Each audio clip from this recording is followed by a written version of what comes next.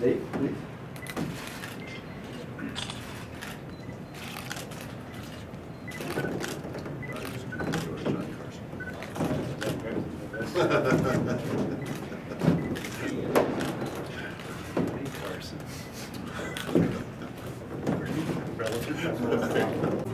¿De este lado? Sí, en español. Bueno, bienvenido a México y mi pregunta es cómo lidiar con personajes que sí son muy conocidos por un sector del público, pero hay muchos otros que a lo mejor conocen a otros superhéroes y no están enfocados quizá con los Guardianes de la Galaxia. Welcome to Mexico. My question is, how could you face those characters that sometimes are very well known, but others are not so very well known, like the Guardians of the Galaxy? I found the fact that the Guardians aren't as well known as other characters to be kind of a freeing experience, because I was able to create them first and foremost as cinematic characters. And I didn't quite have the expectations from the fans as I would have if I was taking on a character that was more well known. ¿Podrías? Porque hablas muy bajito y no se me escucha. Es que la... Sí, gracias. No problem. Bueno, ¿podrías platicarnos cuáles fueron las expectativas con las que iniciaste el proyecto? Could you tell us which were the expectations when you started the project? Well, when I first was offered the movie, I actually thought it was a strange idea. I wasn't so sure it was something I wanted to do, but as I was driving home from that meeting, I suddenly saw that this movie was the opportunity to do everything I always wanted to do. This really was the dream come true of a child who grew up loving movies like Star Wars and Raiders of the Lost Ark, and to make a space epic that not only was a space epic, but also had raccoons in it, which are one of my favorite animals. So I was just very excited to create a movie that was a big spectacle Marvel film, but was also very different from the other movies out there, and was a little bit more fun and a little more entertaining, and had a little bit more heart and spirit than a lot of big spectacle films. Ok, para acercar a la nueva generación con este tipo de Guardianes de la Galaxia, y que si tiene alguna anécdota divertida que hicieron durante el rodaje. Just to approach the new generation with these characters from Guardians of the Galaxy, and do you have any funny anecdote that you could tell us about? Just any funny anecdote? ¿Anécdota simpática, divertida? Making this movie was just a blast, and I think one of the things we like to do the most is mess with Dave Bautista, because he's such a quiet, gentle guy, and so Zoe and Chris and I like to mess with him.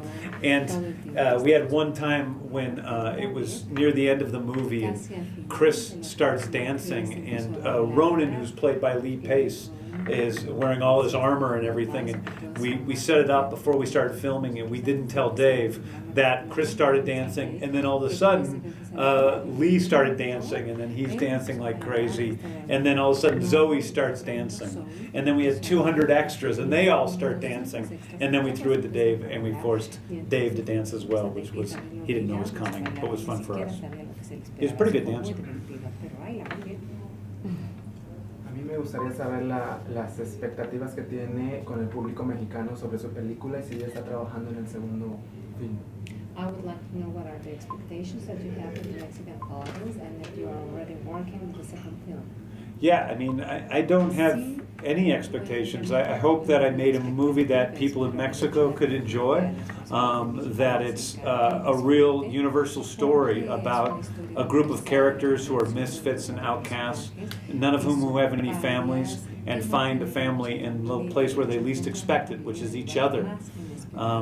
As for the sequel, I've been planning it sort of from the beginning, so I always hoped it was going to happen, and I'm excited to start actually, writing it and developing it.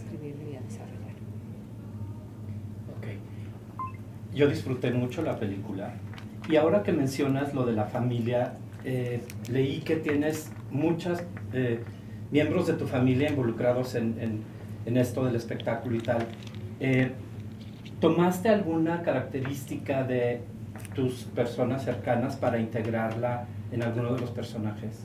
I really enjoyed your movie, and I know that you have a lot of family involved in this filmmaking process. Did you take any feature of these persons of yours, your family, to involve them in these characters, to depict these characters?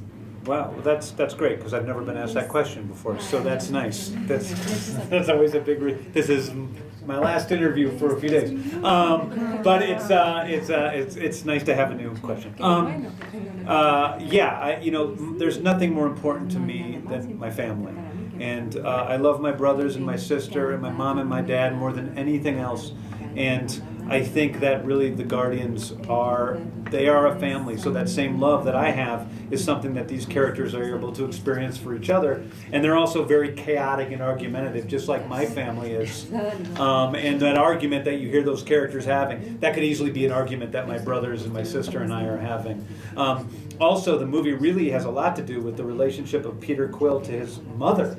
And I think that that's a very universal story, and it's kind of a cool story to have in a spectacle film, because there are lots of movies about fathers and sons. There are quite a few movies about daughters and fathers, or daughters and mothers, and there are very, very few movies about mothers and sons. And so to be able to have that such an important part of a big movie like this, I felt very fortunate.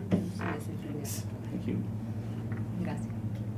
Bueno, ese aspecto de la familia yo siempre está muy bien plasmado en la película, pero bueno, lo que yo quiero preguntarles es si es cierto que se va a venir, y si es así, para cuando se vayan trabajando en una película donde se meta que vengan los Vengadores, por ejemplo, si ya están en pláticas, están empezando a trabajar, y en cuestión, no sé si él me puede hablar un poquito en cuestión financiera, cuáles fueron los principales retos o cuánto fue lo que se abordó en esta película. Yeah, I think that the topic of the family is very well focused here in this movie, but the question I want to ask you is if you are planning to do like a film with the Avengers, and which, financially speaking, which was the greater challenge that you faced in this movie? I think that it is completely possible that at some time in the future, the Avengers and the Guardians, or some members of the Avengers and the Guardians, will meet up. We do live in the same universe, so there's a good chance that will happen in the future, and we've talked about it a lot, and I know some things that I can't say, but it could be interesting to see. Financially, for me, really,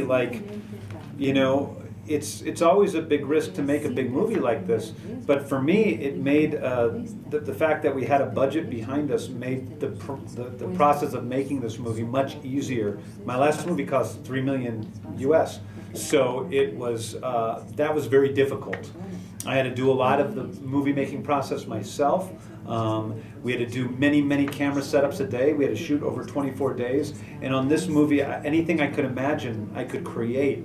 And that's a great amount of freedom for a filmmaker that I felt very fortunate to be able to do.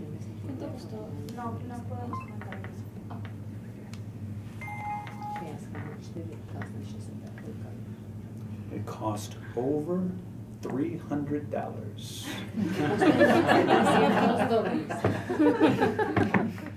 Hay para quienes los cómics es como su religión y bueno, los fanáticos son muy celosos con todo lo que se crea alrededor de esto. Cómo hacer los cambios obviamente que hay en la historia entre el cómic y la película son muy notorios, pero cómo respetar para que los fanáticos pues se queden con esa historia, con la historia de la película. Okay, he says that there are some people that are really fans, like their comics are their religion, and we can notice the differences that you made from the comics and the movies. But what can you do in order for the fans to stay with this movie? Differences there. Well, I think that this movie is something that's made for people who have never seen or read or heard of the Guardians, and it's also made for fans of the movie, of the characters. I think that there are differences from what we have in the comics, but I think for comics fans, the differences are as fun as the similarities. The difference of the Yondu character from the comics are pretty great, but at the same time, I think it's fun to see really the Marvel Cinematic Universe is like an alternate reality of the Marvel Comics universe. And I think that there's a lot of stuff in there for the fans. And especially if you look around the Collector's Museum, every little thing in there is something for the fans. And I'm a Marvel Comics fan. So I thought if I made myself happy, I could make other people happy.